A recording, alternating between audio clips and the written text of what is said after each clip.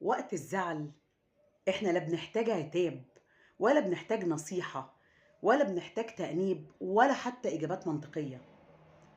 الحقيقة إن وقت الزعل احنا بندور بس على الطبطبة، بندور على حضن، على حد يسمعنا، بس يسمعنا بقلبه قبل ودانه، يحس بينا وبوجعنا، ما يتجاهلهوش ولا يشوفوا إن هو حاجة تافهة أو إن احنا ناس غاويين نكد.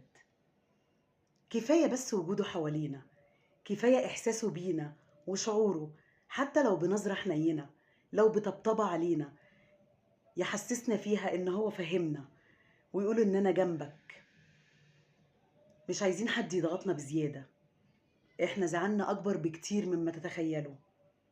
إحنا محتاجين ناس في حياتنا عندها إنسانية وعندها قلب، عندها رحمة وبتحس بالغير.